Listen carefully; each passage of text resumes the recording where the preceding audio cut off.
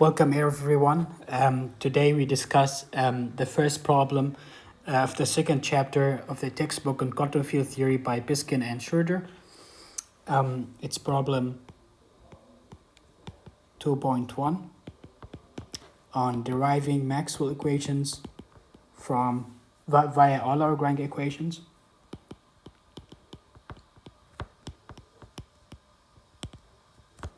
Via Euler Lagrange.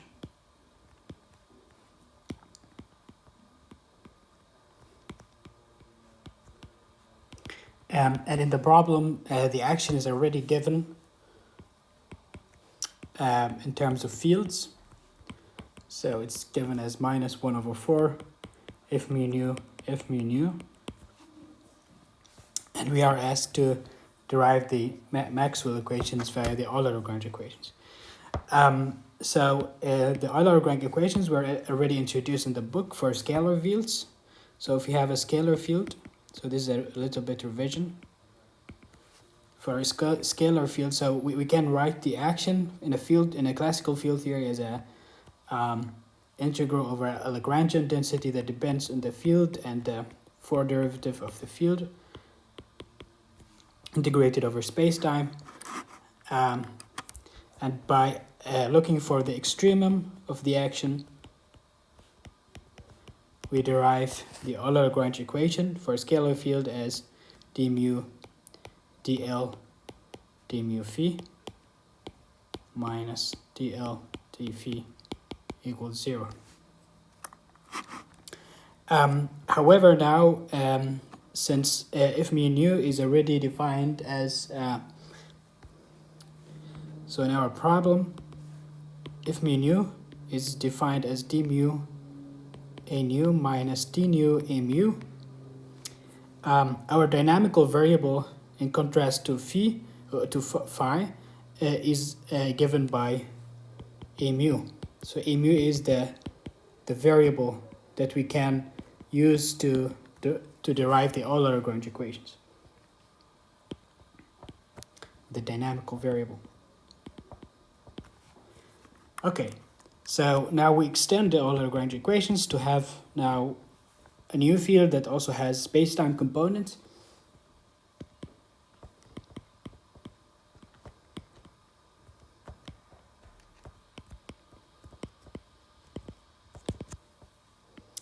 D mu, so now we'll have d mu dl d, now I differentiate respect to a nu, which could have independent index from the other index of the Euler Lagrange equation, minus dl d a nu is equal to 0.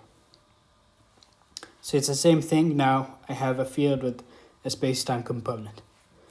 Now my Lagrangian density is already given as minus 1 over 4 if mu nu, if mu nu. So I need now to apply the Euler Lagrange equation. So we notice that this is, so because if mu nu is given in terms of the derivative of a nu, the Lagrangian density is not dependent in a nu itself. It's only dependent on derivatives of a nu. So we already knew that dl d a nu is equal to 0. So we need only to evaluate the first term, this term. So I need to evaluate that term d mu a nu times if alpha beta, since they can have independent indices, which is given since this is a multiplication essentially between same term. I can have 2 times if a alpha beta df alpha beta d mu a nu, which is equal to 2f alpha beta d mu a nu. Now I write explicitly the definition of f alpha beta, d alpha a beta minus d beta a alpha. Okay, so I can differentiate the first term, and minus the second term, I would get 2f alpha beta d alpha a beta d mu a nu minus d beta a alpha d mu a nu. Okay, so let me write it clearly again. So I have 2 f alpha beta d alpha a beta d mu a nu minus d beta a alpha d mu a nu. So basically I have here this essentially the same expression above and below, but with different indices. In order for this derivative not to vanish, better the indices match between the fields and the derivatives. So I will get for the indices of the derivatives, I will get a canonical delta, and for the indices of the field a mu, I will get another canonical delta. So this is equal to 2 f alpha beta delta mu alpha delta nu beta, the same with the other term, delta mu beta delta nu alpha, which is equal to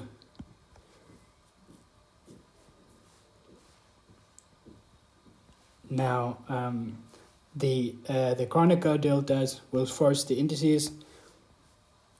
So I have a tensor that has alpha and beta, and now the canonical delta will impose that alpha equal mu and beta equal nu. So I will get 2f mu nu, the same with the other one, which is minus 2f mu nu. So it's equal to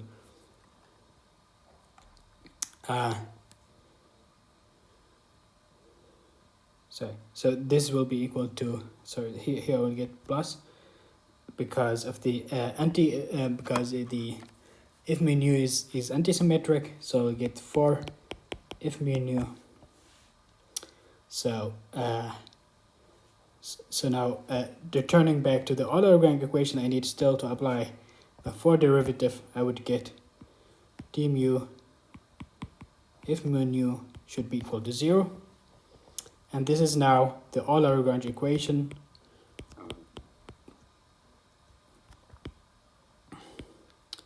from the field, from the action s equal to integral minus 1 over 4 f mu nu f mu nu. Beautiful. Now since we already defined, so this is already very abstract, written in terms of the electromagnetic field strength tensor. We want now to retrieve the normal Maxwell equations, which are given in terms of E and B fields. So first we remember that f mu nu is defined as d mu a nu minus d nu a mu. And since the E field in electromagnetism is given by minus derivative of the vector potential minus gradient, the scalar potential, so I can component-wise write my field as EI minus D0, AI minus DI A0. Now if I lower the indices of AI, I will get D0 AI minus DI A0, since generally a mu can be written as with the metric tensor as sum of over g mu in nu. So, but this basically is the components of the field strength tensor with respect to 0 and I. So generally, EI is given by F0I. Now if knew how the electric field components are written with the field strength tensor, I can now derive the Maxwell equations from that equation, general equation. So the same with the B field. The B field is given in electromagnetism as the rotation, the curl of the vector potential, but the curl is as a form of cross product can be written as epsilon ijk dj ak, which I can write also as minus 1/2 epsilon ijk dj ak minus dkaj due to the antisymmetric property of epsilon ijk. So I get the same terms 2 times, so this will give me the left hand side.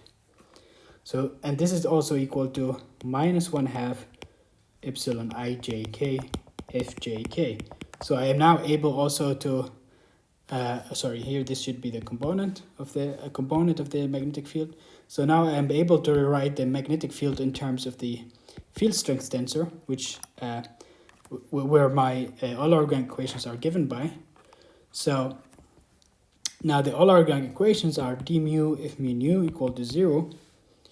So if I want to know the Maxwell equations in terms of the electric field, I have to know how, because the electric field is given in terms of field strength tensor, where I have one component equal to 0.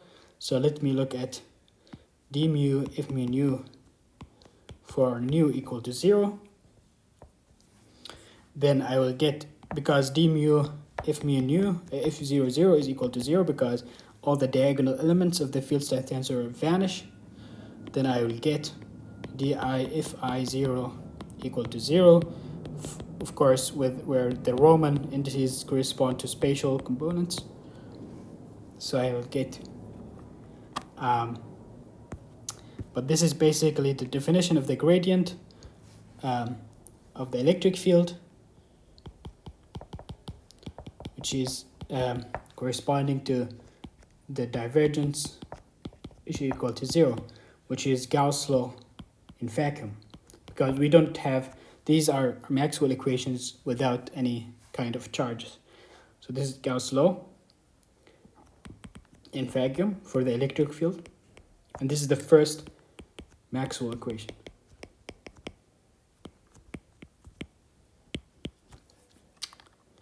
Okay, now similarly for the magnetic field, if I now look for phi equal to,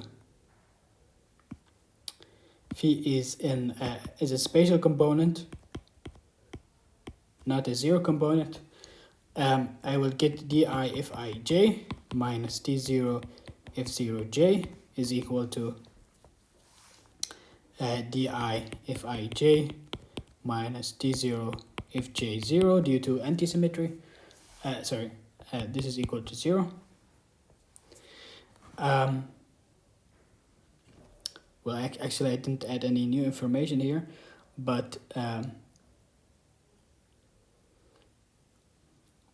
we know that epsilon ij kbk is equal to minus if ij. So epsilon ijk dj bk minus d0 ei is equal to 0, and essentially in this equation with the assignment that we have defined before. So we get, but this is already the definition of the rotation or the curl of P, and this is the time derivative of the components of the electric field. So in vector notation, this would be the curl of the magnetic field minus the time derivative of E should be equal to 0. And this is already another Maxwell equation.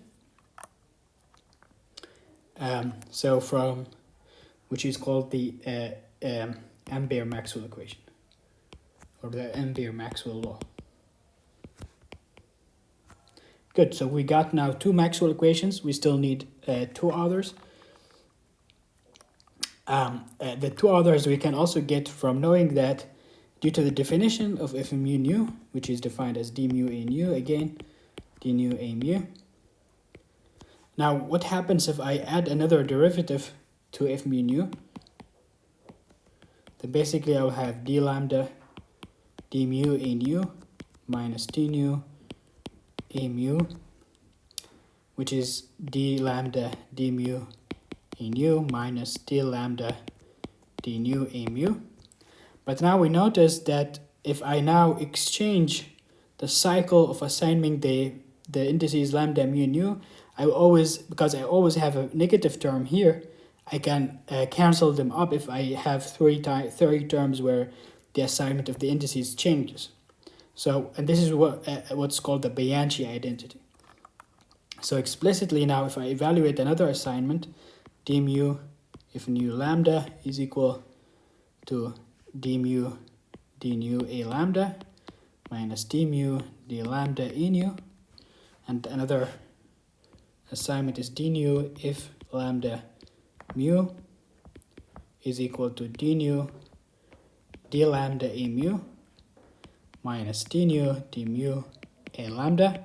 Now I know that derivatives commute, so using Schwarz rule, now I notice that I get equal terms which I can subtract from each other. For example, d lambda d nu is the same as d nu d lambda, and they have different signs, so they subtract. And I see that every term has another term with negative sign, so I can subtract them all. And the identity is that d mu if nu lambda plus d lambda if mu nu plus d nu if lambda mu is equal to 0. This is what's called the Bianchi identity.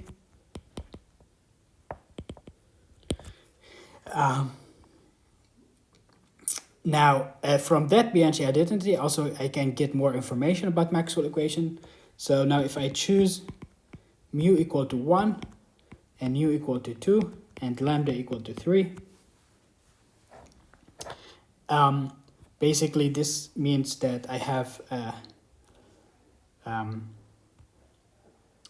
the freedom now for lambda. So now basically I have all these spatial coordinates for the derivatives. So I will get 0 equal to d1 if 2 3 plus d3 f1 2 plus d2 f3 1, which is the same as and that's why I assign these indices, because I want to get the Gauss law for magnetism, which only contains spatial derivatives. So now I'll get d1 b1 plus d2 b2 plus d3 b3, because if I write explicitly the field center, I know that the terms that are not in the edge or the diagonal are corresponding to the magnetic field components. Great, so this is exactly Gauss law for magnetism, which is the divergence of P is equal to 0.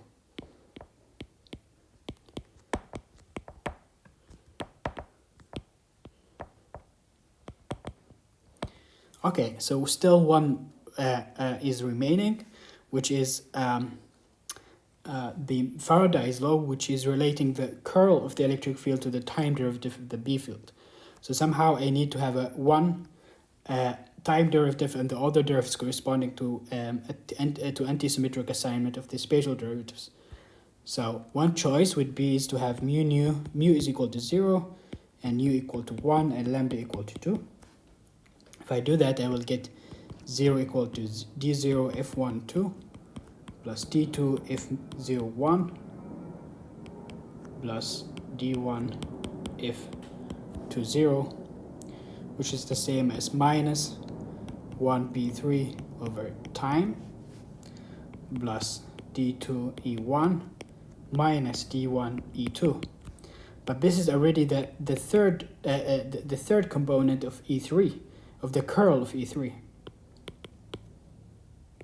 Sorry, the third component of the curl of the electric field. And so I got the Faraday's law, but for the third component, because this is already the time derivative of the B field, but in the third component. So if I now exchange the values of phi and lambda to be, for example, instead of 1 and 2, 2 and 3, and then 1 and 3, then I will get the other components, obviously. So similarly, for other components,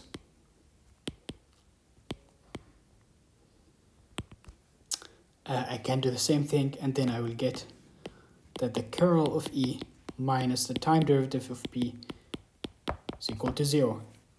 And this is Faraday's law. And thus we got all the Maxwell equations just from finding the extremum of this Lagrange density. And the idea basically is that for most of the equations of motions in nature, I can derive from such field theoretic approach as we saw now, for example, of the classical electromagnetism.